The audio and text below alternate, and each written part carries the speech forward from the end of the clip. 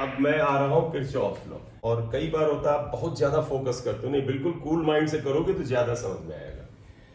Kirchhoff का law है क्या? हाँ बोलो बेटा, बात कंप्लीट करो बेटे। अच्छा ठीक। तो देखो किरचॉफ लॉ है क्या, बड़े ध्यान से सुनिएगा। देखो आमतौर पर किसी सर्किट में करंट निकालना हो, रेजिस्टेंस निकालना हो या वोल्टेज निकालना, तो हम ohm's law V equal to IR ही इस्तेमाल करते हैं ले देकर। तो मेरा मतलब ये हुआ कि जब कोई सर्किट सिंपल होता है तो उसके अंदर अननोन क्वांटिटीज यानी वोल्टेज, रेजिस्टेंस, करंट को फाइंड आउट करने के लिए हम ओम्स लॉ यूज करते हैं। V इक्वल टू IR का ही एक तरह से हम इस्तेमाल करते हैं। कब? जब सर्किट सिंपल हो। लेकिन if the circuit is complicated, बेटा सर्किट कॉम्प्लेक्स है, बहुत सारी ब्रांच है उसके अंदर, बहुत सारे एलिमेंट है, एलिमेंट मतलब सेल हो गया, रेजिस्टेंस हो गया, इवन कैपेसिटर वगैरह भी आ सकता है, तब फिर ओम्स लॉ हाथ खड़े कर देता है। तो लब्बो लॉ आप क्या बना? If circuit is simple we can get the unknown values by using ohm's law, but if the circuit is complicated we cannot find out all unknowns only by using the Ohm's law। तब हमें complex complicated circuit में हमें unknown को निकालने में मदद जो law करता है उसे किरचॉफ लॉ करते हैं। एक चीज और बताएं बेटा, कॉम्प्लेक्स सर्किट में ओम्स लॉ तुम्हारी कोई मदद ना कर पाएगा, लेकिन सिंपल सर्किट में तुम मन हो ओम्स लॉ की बजाय किरचॉफ लगा दो, काम करेगा। तो एक तरह से रामबाण औषधि है, मतलब आसान सर्किट हो उसमें भी लगा दो ये काम करेगा, टफ में तो कर ही रहा है। तो किरचॉफ लॉ वास्तव में आपको ओम्स लॉ के रिप्लेसमेंट के फॉर्म में आता है जब सर्किट कॉम्प्लेक्स होता है। दो लॉ होते हैं, देयर आर टू लॉज, दो लॉज है। उसमें पहला जो है फर्स्ट लॉ, इसे हम क्या कहते हैं बेटा? जंक्शन रूल कहते हैं। और एक्चुअली में जंक्शन रूल करंट से डील करता है, इसलिए हम शॉर्ट में इसे किरचॉफ्स करंट लॉ कहते हैं। किरचॉफ्स करंट लॉ, अभी तुम्हें दिख जाएगा क्यों कहते हैं। तो किरचॉफ्स करंट लॉ कहते हैं, इसलिए शॉर्ट में हम KCL कहते हैं। KCL हम KCL भी कहते हैं, ठीक। तो पहला लॉ जो है वो जंक्शन रूल है, इसे हम KCL भी कहते हैं, इसे किरचॉफ्स करंट लॉ भी कहते हैं। और ये जो लॉ बताता है कुछ नया बताता ही नहीं है, वो ऑलरेडी हम और आप जानते हैं, लेकिन यहां पर वो क्या करता है, एक लॉ बना के पेश करता है। वो क्या कहता है? देखो बेटा, किसी पॉइंट पर जब बहुत सारी ब्रांचेज ऑफ करंट मिलती हैं, जैसे इस पॉइंट पे देखो कई सारी करंट आकर के मिल रही हैं, कई सारी करंट आके मिल रही हैं, कई जितनी मन हो ब्रांच ले लो। इसमें कुछ करंट को आप इसकी तरफ ले लें, जैसे मान लीजिए करंट I1 इसकी तरफ आ रही है, I2 इसकी तरफ आ रही है, I3 इसकी तरफ आ रही है, I4 दूर जा रही है, I5 दूर जा रही है। इस पॉइंट को पी ले लें। तो किरचॉफ का बड़ा सिंपल से बात कहता है, वो क्या कहता है? At any point of the junction algebraic sum of the current is 0, बस ये कहता है। तो according to this law, at any point of the junction algebraic sum of the current is 0। that is, इसका मतलब ये हुआ बेटा सिग्मा I इक्वल टू 0। इसका मतलब क्या हुआ? एल्जेब्रिक सम को आप सभी लोग जानते हो बेटा कि एल्जेब्रिक सम का मतलब होता है add the current with sign. तो अगर हम करंट को साइन के नियम से जोड़ दें तो उसका टोटल 0 आना चाहिए, ये कहता है। तो अब वो तुम कहोगे साइन रूल क्या है? तो साइन रूल तो बड़ा सिंपल सा है, आप देखिएगा साइन रूल यहां पर क्या बनता है। साइन मतलब साइन रूल क्या? बड़ा सिंपल सा बेटा, पॉइंट की तरफ आने वाली करंट पॉजिटिव और पॉइंट से दूर जाने वाली करंट नेगेटिव। देखो ये करंट इस पॉइंट की तरफ आ रही है, ये भी इसकी तरफ आ रही है, ये भी इसकी तरफ आ रही है, इनको प्लस लो, ये दूर जा रही माइनस। तो आप साइन रूल क्या करोगे? Current approaching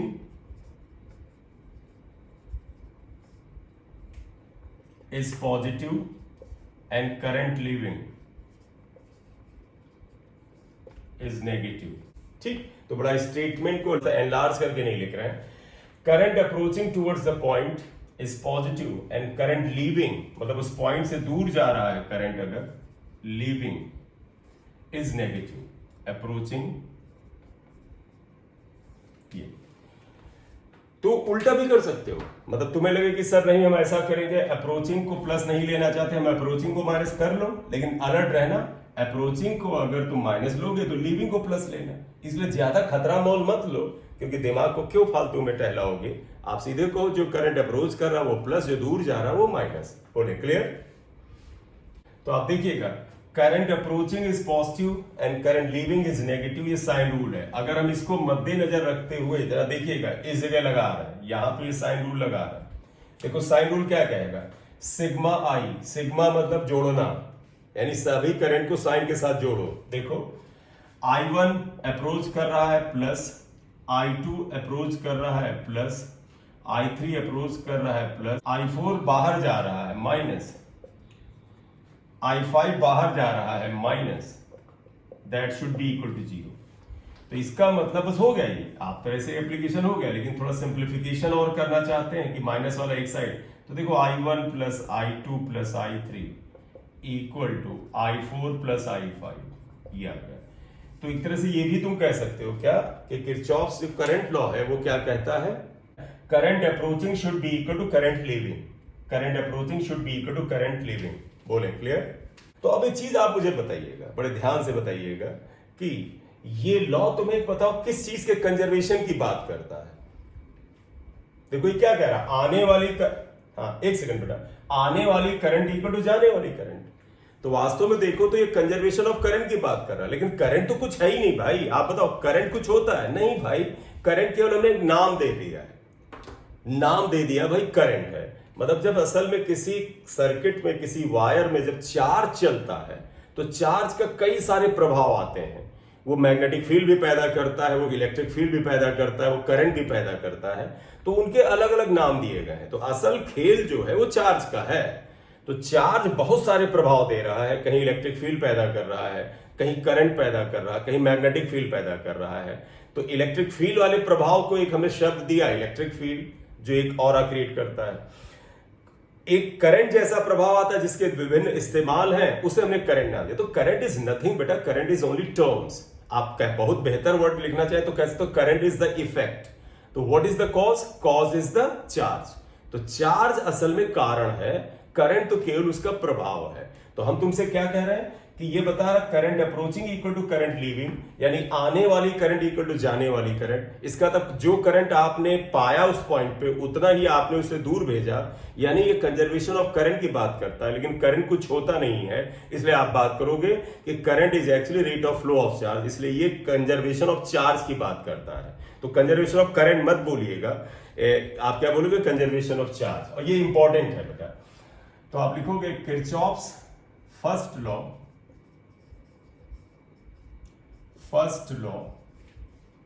is based on law of conservation of charge। बोले क्लियर?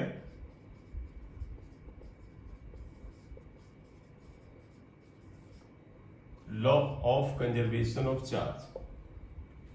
तो पहला लॉ तो बड़ा सिंपल सा है, सेकेंड लॉ में थोड़ा सा आपको और अच्छे से सोचना पड़ेगा। तो सेकेंड लॉ लिखते हैं, देखिएगा। तो second is Kirchhoff's second law. इसे बेटा हम मेश रूल कहते हैं। मेश मतलब जाल, मेश और लूप लॉ, लूप रूल कहते हैं।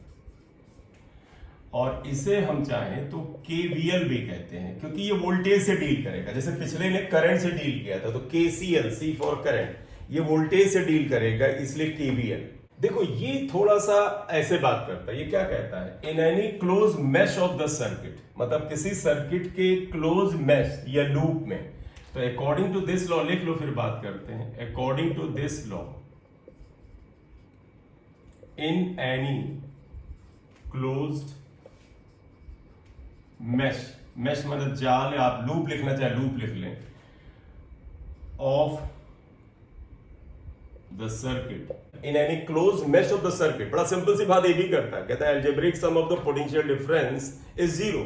अब कहोगे पोटेंशियल डिफरेंस बेटा भाई कई तरीके के होते हैं, बड़ा ध्यान से सुनिएगा। एक तो होता है सेल का ईएमएफ या टर्मिनल वोल्टेज, वो भी पोटेंशियल डिफरेंस है। सेल का ईएमएफ क्या है? Potential difference. टर्मिनल वोल्टेज क्या है? Potential difference. एक अगर वायर ले लो तो उसमें पोटेंशियल डिफरेंस आईआर होता है। कैपेसिटर अभी हम लोगों ने नहीं पढ़ा, लेकिन कैपेसिटर में तुम्हें पता है Q इक्वल टू CV होता है, तो V equal to Q by C, ये पोटेंशियल डिफरेंस एक कैपेसिटर का होता है। जब हम लोग इंडक्टर पढ़ेंगे उसमें भी ये रूल फिर से लगेगा। इंडक्टर में तो तुम्हें पता है इंडक्टर में जो बैक ईएमएफ होता है L D I by D T होता है, back EMF L D I by D T, वहां पर वोल्टेज को D I by D T into L कहते हैं। तो जब हम तुमसे पोटेंशियल डिफरेंस कहें तो all kinds of potential difference will be consider, मतलब वो चाहे एक सेल का पोटेंशियल डिफरेंस हो, वो चाहे एक रेजिस्टेंस का हो, वो चाहे कैपेसिटर का हो, वो चाहे इंडक्टर का हो, इन्हीं सब चीजों को कलेक्टिवली हम एलिमेंट कह देते हैं। बोलिए, बात क्लियर? तो देखिए ये क्या कहता है, in any close mesh of the circuit algebraic sum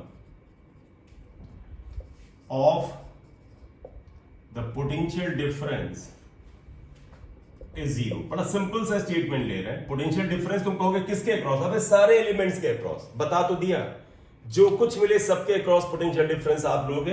algebraic sum लोगे, एल्जेब्रिक सम का मतलब है भैया साइन का नियम चलेगा, वो नियम बताते रहेंगे जरूरत के हिसाब से। तो पोटेंशियल इज जीरो, इसका मतलब क्या हुआ?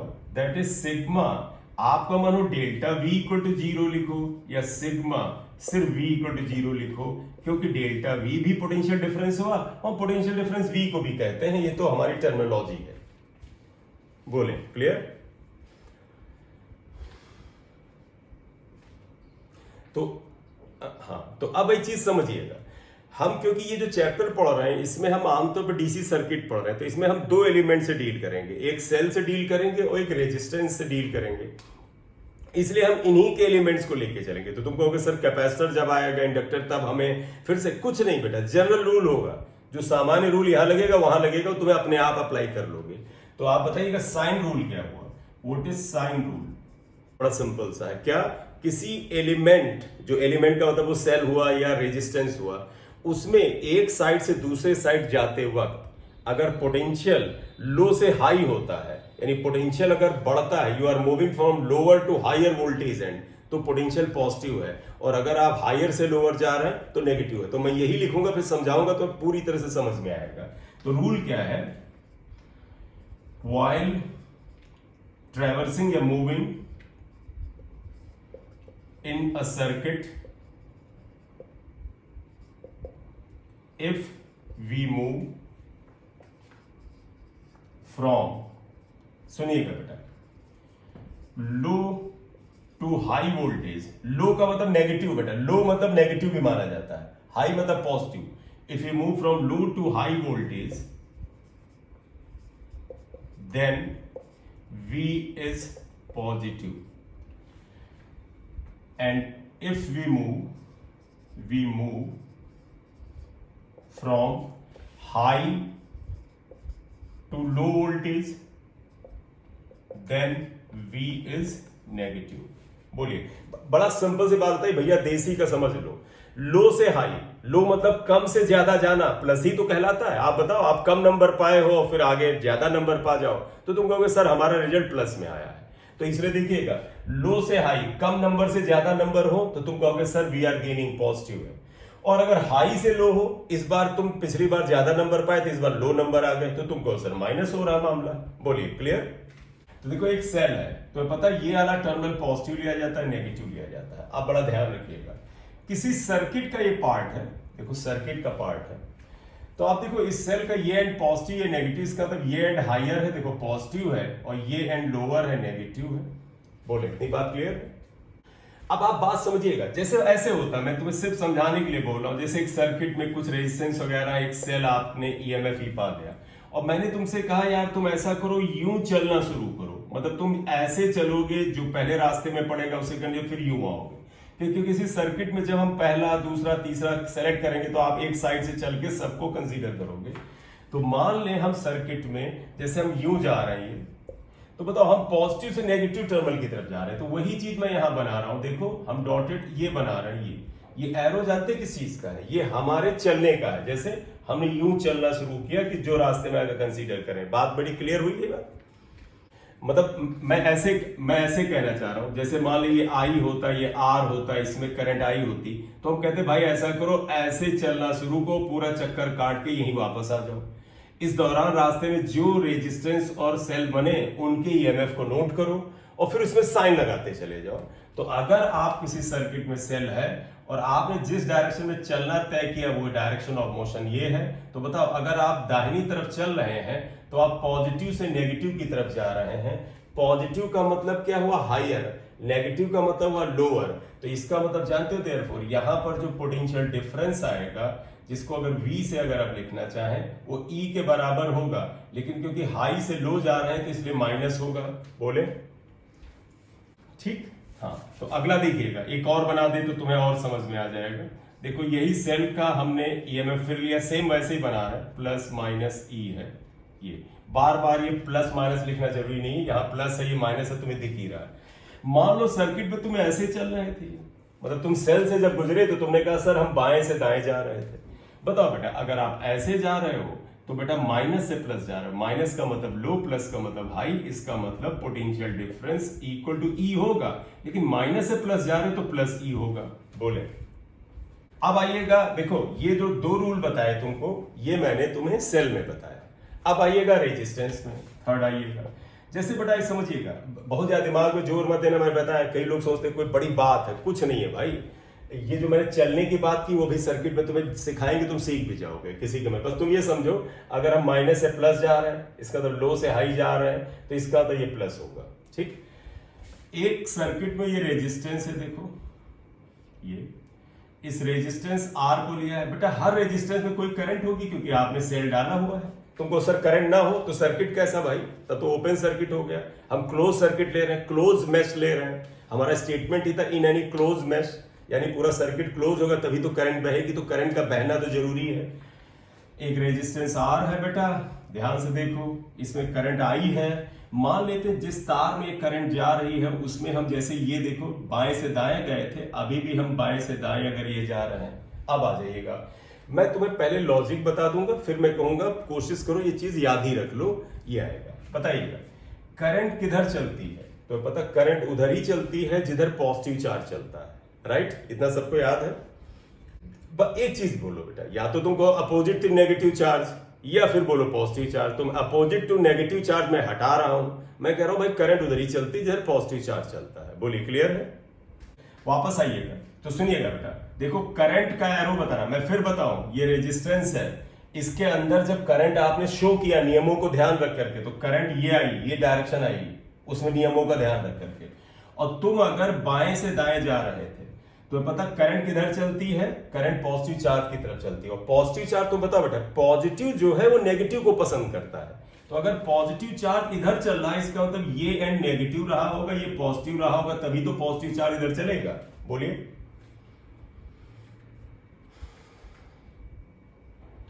तो बेटा बड़े ध्यान से सुन लो, जिधर करंट चलती है उधर पॉजिटिव चार्ज चलता है। पॉजिटिव चार्ज अगर इसी डायरेक्शन में जा रहा है इसका मतलब ये एंड लोअर यानी माइनस होगा और ये हाई होगा, क्योंकि पॉजिटिव चार्ज हमेशा लो वोल्टेज की तरफ चलता है। ये आएगा। अब आप बताओ जरा सा, अगर करंट इधर जा रही है तो इस रेजिस्टेंस में जो पोटेंशियल डिफरेंस आएगा, समझिएगा पोटेंशियल डिफरेंस V जो आएगा वो क्या होगा, IR होगा।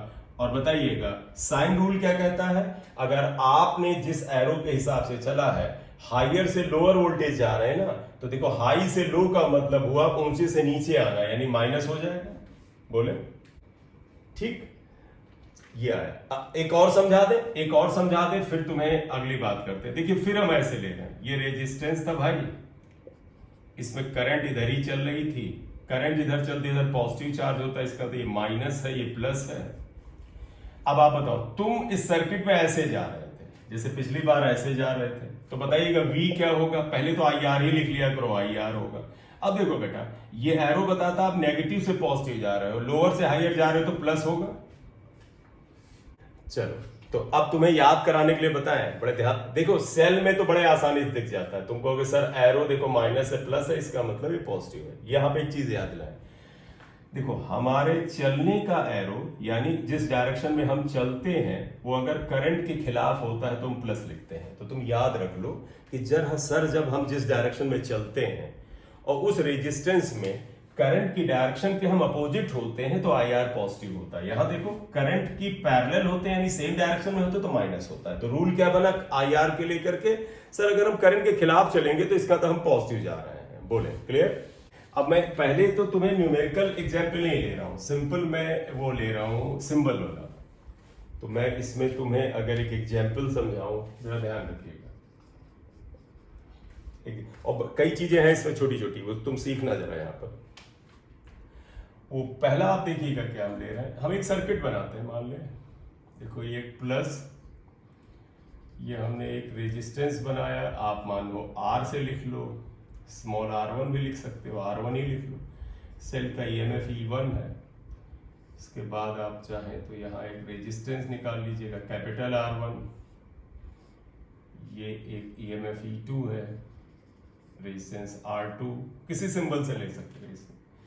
एक और हम ले लेते हैं, सब एक ही तरफ से ले लेते हैं जिससे कि थोड़ा कॉम्प्लेक्स हो जाता है। R3 है, EMF E3 है। यहाँ पर भी एक रेजिस्टेंस ले लो, R2 आ गया, और यहाँ पर एक रेजिस्टेंस ले लो, R3 आ गया। ये इतने रेजिस्टेंस है। अब जानते हैं इसमें क्या है, बड़े ध्यान सुनिएगा। आपको कुछ अननोन दे देंगे। अब वो अननोन क्या हो सकते हैं? हो सकता है R1 R2 अननोन हो सकता है E1 E2 हो सकता है स्मॉल R1 स्मॉल R2 हो, तो कोई अननोन हो सकता है। देखो इस सर्किट के अंदर हमें करंट दिखाई ही नहीं, तो कहते हैं कि भाई करंट निकालो।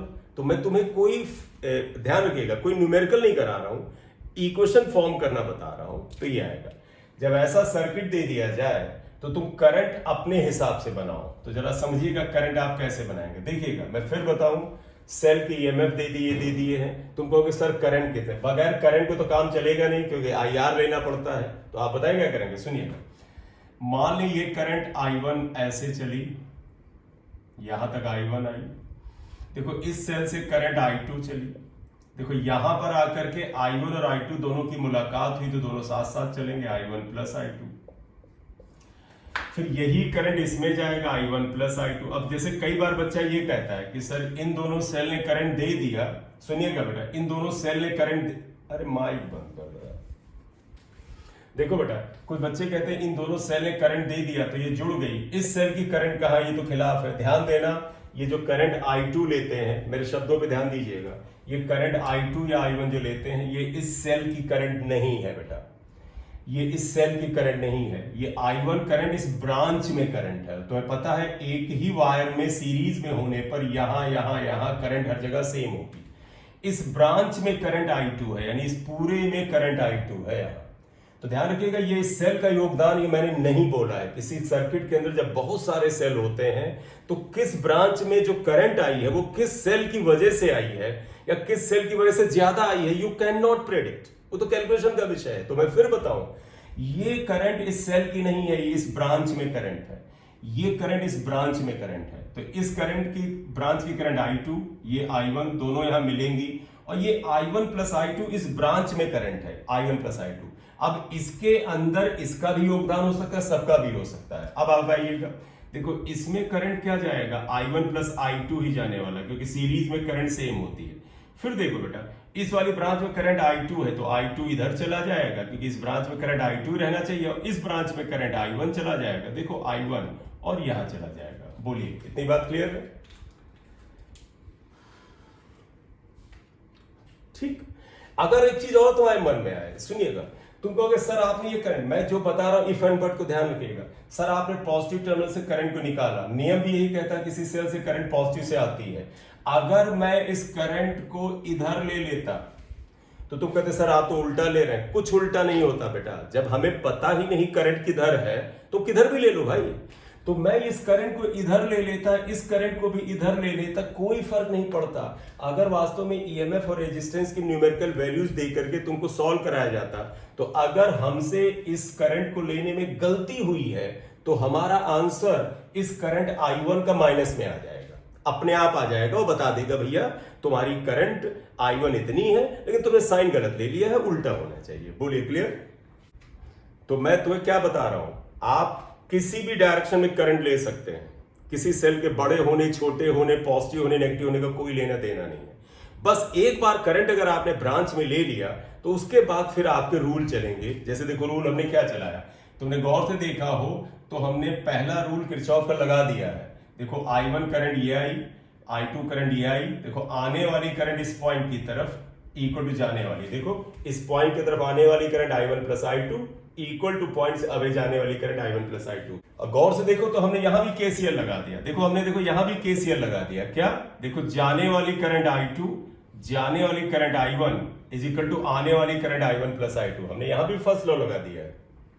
अब सुनिएगा, तुम कहोगे सर करना क्या है? देखो इस डायग्राम में आप 3 इक्वेशन बना सकते हो। अगर आप 3 इक्वेशन बना सकते हो तो 3 अननोन निकाल सकते हो। तुम कहोगे कौन सी 3 इक्वेशन बना सकते हैं? पहला देखिएगा, ये क्लोज मेश ले रहा हूं।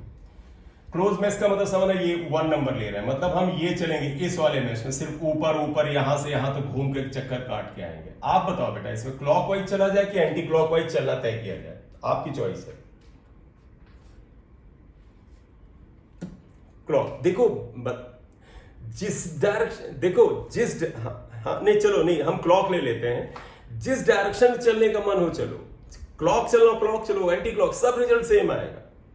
मानो तुम इस मैच में क्लॉक चलो, इसमें एंटी क्लॉक चलो, लेकिन मैं एक प्रिकॉशन लेता हूं, मैं कहता हूं यार अगर क्लॉक इसमें चले तो इसमें भी चलो। तुम कहोगे सबसे फायदा कुछ नहीं, हमारा दिमाग जो होता है कंडीशनड होता है। तो एक बार आपने क्लॉक लिया, क्या पता दिमाग हल्का सा कंडीशन हो के क्लॉक का आदत में आ गया हो, और दूसरे में तुम एंटी क्लॉक ले रहे हो, हल्का सा प्रिकॉशनरी मिस्टेक हुआ और फिर गड़बड़ हो जाता। तो मेरा मतलब अगर क्लॉक ले रहे हो तो सब में क्लॉक ही ले लो, हालांकि ले आप कुछ भी सकते हैं। बोले क्लियर?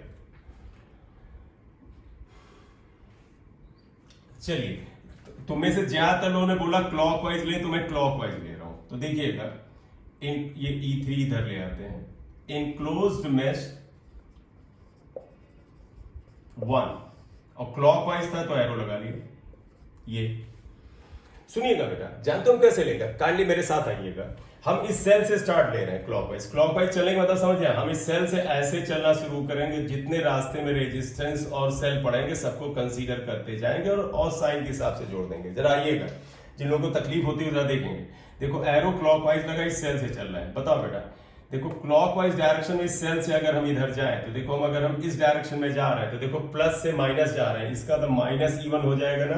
बोले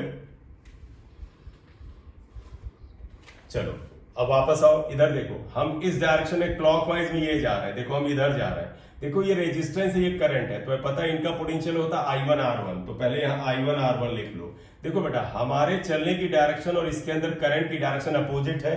अभी सिखाया था तुम्हें, अगर करंट और हमारे चलने की डायरेक्शन अपोजिट हो तो प्लस ले लो, इसे प्लस ले लें। बोले ठीक है। वापस आइएगा इधर, देखो अब आप इधर चलो, ये देखो फिर आया I1R2, देखो हम इधर जा रहे हैं, करंट अपोजिट है, तो करंट के अपोजिट है तो यानी प्लस I1R2। वापस आइएगा, देखिए इसमें जाइए, ये देखो तो ये, क्योंकि हम बेटा घूम के यूं आएंगे इसी वाले ऊपर वाले में से, तो देखो हमारी डायरेक्शन और करंट की डायरेक्शन सेम है, तो करंट हमारी तरफ है तो माइनस I2R2 ये आएगा। लास्ट अगला आइएगा, इस सेल में आइए, तो देखो बेटा इस सेल को E2 लिखा, देखो यूं आ रहा है, माइनस से प्लस आ रहा है, प्लस E2, और फिर लास्ट में इससे जा रहे हैं, देखो ये ऐसे जा रहा है, ये हमारे अपोजिट है, plus I1R1 should be equal to 0 होना चाहिए। बस हम इसे सॉल्व नहीं कर रहे हैं, इक्वेशन बना रहे हैं। किसी को क्वेश्चन हो तो बोलिए बेटा। क्या चीज दिख नहीं रहा? क्यों? अभी तुम्हें दिख रहा था, कुछ सिग्नल प्रॉब्लम तो आई साइड से आइएगा। चले बेटा, ये इक्वेशन मैंने तुम्हें समझाया, इट्स बेटर आप खुद ही लगा के देखो ना। ये इक्वेशन बन गई। अब अगला क्लोज मैश तुम्हें करना है। देखिएगा, इन क्लोज मैश मैं लिख रहा हूं, देखिएगा, और मैं जो डायरेक्शन लूंगा उसी में चलिएगा, जिससे कि आंसर हम लोग मैच कर लें। क्लॉकवाइज फिर ले रहे हैं, देखो क्लोज मैश 2 ले रहे हैं, ये क्लॉकवाइज ले रहे हैं। नीचे वाला मैश 2 का मतलब बेटा समझिएगा सभी लोग, ये नीचे वाला सिर्फ, मतलब आप चाहे E3 से स्टार्ट ले लें, कहें कि सर क्लोज मैश 2 में ऐसे जाएंगे, E3 में ऐसे, तो कौन कौन से एलिमेंट आएंगे? देखो EMF आएगा, यहां तो कोई रेजिस्टेंस है नहीं, तो इसको तो ये कुछ बच्चे I1 I2 लिख देते हैं। अरे भैया यहाँ रेजिस्टेंस नहीं है तो IR तो नहीं है ना, तो ये आएगा, ये आएगा, ये आएगा, ये आएगा और ये आएगा, इतने आएंगे। चलो इक्वेशन बनाओ, फिर मैं बनाता हूं, मैच करिएगा। आप इक्वेशन बना ले और फिर मैं मैच करूंगा। Enclosed mesh 2। मैं सभी से रिक्वेस्ट करूंगा कि भैया बना लो, गलत ही होगा, घर ही पे बैठे हो, कौन सी तुम्हारी बेइज्जती हो जाएगी। चलिए मैं 2 में E3 से आ रहा हूं, देखिएगा क्लॉकवाइज चलना शुरू। क्लॉकवाइज का मतलब बेटा आप ऐसे घूमोगे, तो देखो क्लॉकवाइज में ये आया E3, माइनस से प्लस गए तो E3 प्लस में आया। देखो E3 माइनस से प्लस प्लस आया, यहां तो कोई रेजिस्टेंस है नहीं, छूना नहीं है। इधर जाओ, देखो E2 में आप ऐसे जाओगे, ये ऐसे ही है, तो प्लस से माइनस आया, माइनस E2। फिर R2 में जाओ, देखो बेटा हमारे चलने की डायरेक्शन और ये करंट की डायरेक्शन अपोजिट है, तो प्लस हो जाता है ना बेटा I2 R2। फिर इसके बाद आप इसमें जाइए, देखो ये करंट हमारे खिलाफ है, तो plus I1 plus I2 into R3। और फिर लास्ट में इसमें आइए, देखो ये रेजिस्टेंस R3 में, तो देखो ये करंट हमारे खिलाफ है, plus I1 plus I2 into small R3 equal to 0। Equation 2 आया, देखो इक्वेशन सही। चलिए एक और मैं चाहता था, आपने बताया ना 3 अननोन हो सकते हैं, तो एक काम करते हैं, देखो हम इसे A ले लेते हैं, इसे B, इसे C, इस पॉइंट को D, इसको E और इसको F। तो अगला मैं ले रहा हूं इनक्लोज मैश, लिखिएगा इनक्लोज मैश। फिर समझिएगा, क्योंकि हम लोग क्लॉकवाइज चल रहे हैं तो क्लॉक ही वाइज चलना चाहते हैं, तो क्लॉकवाइज का मतलब बेटा समझिएगा, ये जो बाहर बाहर वाला लेना चाहते हैं, मतलब ये बाहर वाला, ये सिर्फ ये जाएंगे, तो जो रास्ते में पड़ेंगे उन्हीं को कंसीडर करेंगे, निश्चित रूप से बीच वाली ब्रांच नहीं आएगी। तो अगर हम ऐसे जा रहे हैं यूं क्लॉकवाइज, तो हम ए से स्टार्ट लेते हैं। तो देखो इनक्लोज मैश ए से E1 जाएंगे, E1 से F जाएंगे, तो देखो हम A से E1 F ऐसे जा रहे हैं, तो क्लॉकवाइज ही जा रहे हैं ना बेटा।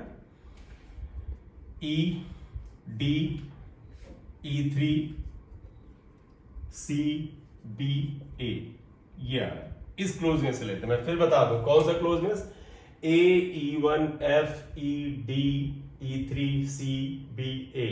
तो ये बाहर बाहर जितने एलिमेंट आएंगे उनको लिखना है। आप इक्वेशन बना लो, फिर मैं बनाता हूं, मैच करिएगा। चलो अब तुमको समझाए बगैर मैं सीधे ही क्वेश्चन लिख रहा हूं, मैं देखता जा रहा हूं, लिखता जा रहा हूं। मैं तुम्हें जैसे उंगली पकड़ के समझा रहा तो वो नहीं समझा रहा हूं, मैं ए से ही चल रहा हूं। ए से चलेंगे तो E1 से पहले मुलाकात होगी।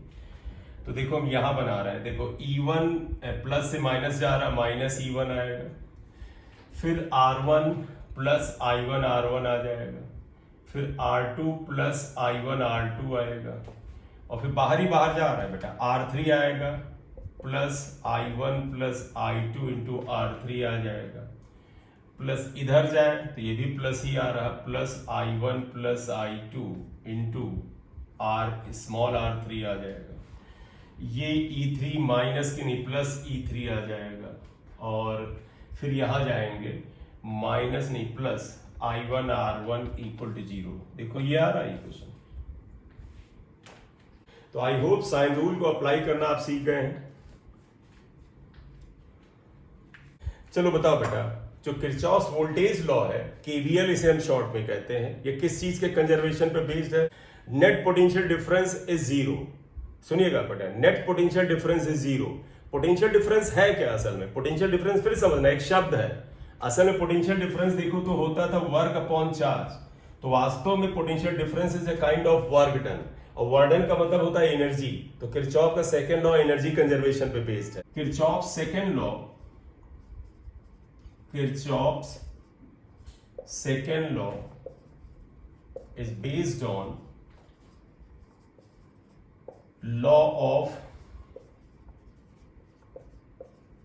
conservation of energy। ये एनर्जी कंजर्वेशन पर बेस्ड है। चलिएगा मैं एक क्वेश्चन दे रहा हूं, देखो इधर ले लीजिएगा, ये इधर की ओर एक रेजिस्टेंस, ये 4 ओम है, ये हम ले लेते हैं 2 ओम। यहाँ पर एक सेल है +5, यहाँ पर एक सेल 8 वोल्ट का सेल है, यहाँ पर एक रेजिस्टर 3 ओम, ले लीजिएगा 1 ओम। कि ये जो ऊपर वाली ब्रांच है 2 ओम, और ये जो बीच वाली और ये, तो इन तीनों ब्रांच में लेबलिंग ही कर देता हूं। देखो A B C डी, ई और एफ। आपको क्या करना है बेटा, ए बी ब्रांच में, सी एफ ब्रांच में और ई डी ब्रांच में करंट बताना है। Find out currents in branches,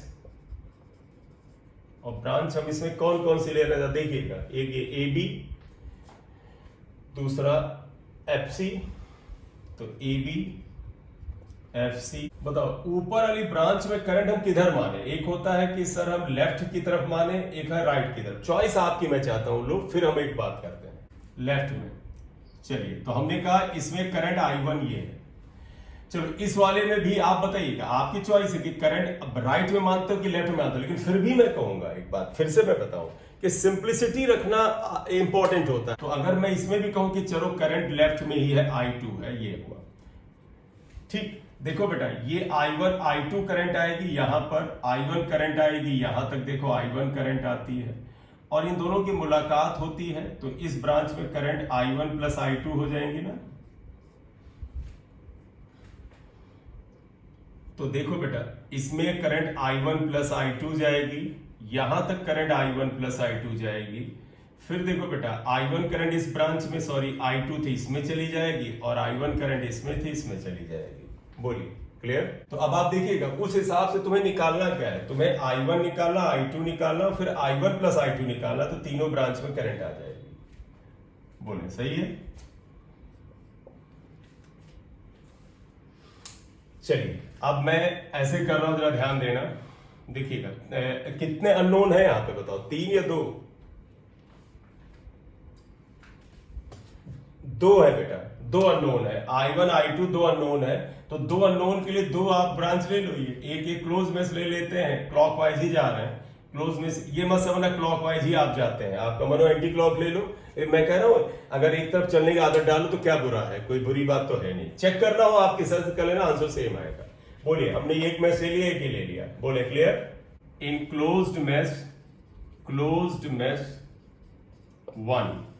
1 number mesh में ले रहे हैं, क्लॉकवाइज जा रहा है। देखो इस क्लोज मैश में मैं 5 वोल्ट से स्टार्ट ले रहा हूं, मैं ऐसे जा रहा हूं, देखो ये 5, एक बेटा मैं इक्वेशन बना लूं फिर आप बना लो, चेक कर लेते हैं। देखो 5 वोल्ट से ये क्लोज मैश में ऐसे जाएंगे, तो देखो माइनस से प्लस आ रहा है तो +5 आएगा, फिर आप देखो इस साइड जा रहे हो, ये करंट और हमारे चलने की डायरेक्शन सेम है, तो 4I2 माइनस में आएगा, -4I2, देखो 4 × I2 माइनस में आएगा, इसमें कोई रेजिस्टेंस नहीं, यहां आओ देखो इसमें जाओगे तो करंट हमारे खिलाफ है तो प्लस आएगा, 2I1 आएगा, और इसमें जाओगे देखो क्लॉकवाइज अगर आप ऐसे जाते हो, ये करंट हमारे खिलाफ है, +2I1 आएगा, और उसके बाद 5 तो हम ले चुके हैं, =0 आएगा। बोलिए क्लियर। तो देखो क्या हो जाएगा, 4I2 - 4I1 = 5, ये इक्वेशन 1 आ गई। तो अब आ जाइए क्लोज मैश अगले में, इनक्लोज्ड मैश 2, 2 नंबर मैश में आ जाइए ये, फिर आप आइए कहां से स्टार्ट लेंगे, अक्सर तुमने देखा होगा मेरी आदत पड़ गई मैं किसी सेल से स्टार्ट लेता हूं, तो देखो क्लोज मैश 2 में ये 8 से स्टार्ट लेते हैं, देखो क्लॉकवाइज जा रहा है इधर, तो प्लस से माइनस यानी -8, फिर आप यहां गए +4I2, देखना कोई साइन मुझसे गलत हो रहा हो, प्लस से माइनस गए -5, तो ये प्लस से माइनस गए थे माइनस, ये भी माइनस, ये आ गए, तो यहाँ I1 + I2 करंट था, देखा यही करंट यहाँ पर I1 + I2 गई थी, तो +I1 + I2 × 1, और फिर आप इधर आ जाते हैं तो +I1 + I2 × 3 = 0, 4I1, अब आ जाओ I2, 4I2 यहाँ है, यहाँ I2 1 हुआ, 5I2 और 3 8I2 आ जाएगा, देखो बेटा +8I2, और देखो ये 5 और 8 13, इसको राइट में ले आओ तो +13 आएगा, इक्वेशन 2 ये बन रहा। अरे बेटा ये प्लस माइनस माइनस ही तो होगा ना ये दोनों, ठीक है चले आगे, चले बेटा आइएगा, देखो ये पहली इक्वेशन है, ये दूसरी इक्वेशन है, इन नोट नहीं किया अभी, करो बेटा, करो नहीं फिर मैं रब कर दूंगा, बेटा समझना बड़ा जरूरी है, मैं इक्वेशन बनाऊं उससे पहले आप बनाएं, ये ज्यादा जरूरी है। 1 और 2 को सॉल्व करो, आंसर आएगा, देखो यहां पर भी 4, यहां पर भी, मैं इक्वेशन 1 को यहां रख रहा हूं, देखिए -4I1 है, यहां -4I1 लिख लो, plus 4i2 equal to 5, equation 1 ले आए। अगर आप देखो इन दोनों को अगर हम ऐड कर दें, एडिंग, तो ये कैंसिल हो जाएगा। ये 8 4 12, 12i2 इक्वल टू ऐड किया है तो 13 5 18 आ जाएगा। तो अगर आप देखें तो i2 इक्वल टू 18/12 आता है। तो इसलिए अगर आप यहाँ देखते हैं तो i2 इक्वल टू बेटा 3/2 आ जाता है, यानी 1.5 एम्पियर आ रहा i2 मेरा। तो बताया क्या चीज 12 है ना, 6 से 6 ये आया। अब आप देखो बेटा आंसर i2 का प्लस आ रहा है, तो इसका मतलब है जो डायरेक्शन हमने i2 की पकड़ी है वो बाई चांस सही है, बाई चांस नहीं मतलब परफेक्ट सही है। प्लस आने का मतलब हुआ इस सर्किट में i2 की जो डायरेक्शन हमने सेलेक्ट किया था वो सही है। क्यों? क्योंकि बेटा करंट किधर होगी उसको ये 8 वोल्ट और 5 वोल्ट वाले सेल तय करते हैं। जो स्ट्रॉन्ग सेल है वो करंट को डोमिनेट करता है। तो ओवरऑल समझिए i2 is coming with the plus sign, it means whatever direction of i2 has been taken in the circuit that is purely correct. Clear? तो अब आप क्या करोगे, पुटिंग वैल्यू, अब देखो ये putting value of i2, putting in 1 में, ये i2 की ये वैल्यू 1 में रख रहा है। तो देखो 1 इक्वेशन ये था, 4 इंटू i2 कितना था बेटा 3/2 था, माइनस। एक बात समझिएगा बेटा, बाई चांस कोई आंसर तुम्हारा माइनस में आए, जैसे i2 मान लो माइनस में आता तो यहां पर i2 की वैल्यू माइनस के साथ रखी जाती। तो देखिएगा 4i1 इक्वल टू 5 आता है 2, तो ये 3 6 आ गया, 6 इधर जाएगा तो 4i1 माइनस में इक्वल टू -1 आया, माइनस माइनस कैंसिल हुआ तो i1 इक्वल टू 1/4 आ रहा है। तो इसका तो i1 इक्वल टू 0.25 आ रहा है। बोले बेटा ये, और बेटा फिर देखिएगा i1 भी पॉजिटिव आ रहा है। अगर ये पॉजिटिव आ रहा है तो इसका मतलब है जो डायरेक्शन i1 की थी वो करेक्ट थी। ठीक है,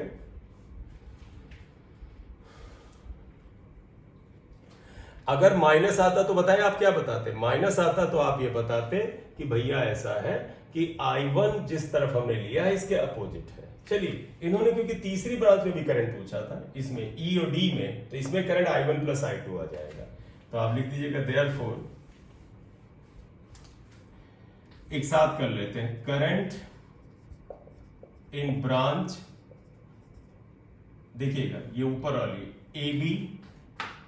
AB, इसे हमने i1 से लिखा है 0.25 एम्पियर, एक आंसर हुआ। करंट इन ब्रांच, ये जो FC था, FC that is equal to i2, मतलब हम अपने जो डायरेक्शन दे रखा उसी को 3/2 फॉलो करके चल रहे हैं, यानी सही मान के चल रहे, सही है हमारी।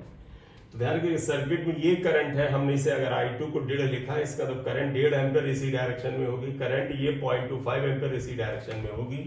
और करंट इन ब्रांच ये जो ED आएगा, ED, और इसे अगर लिखें तो अगर I से लिख लो that is i1 plus i2, और i1 प्लस i2 का मतलब हुआ 0.25 प्लस 1.5, इसका तो 1.75 एम्पियर आ जाएगा।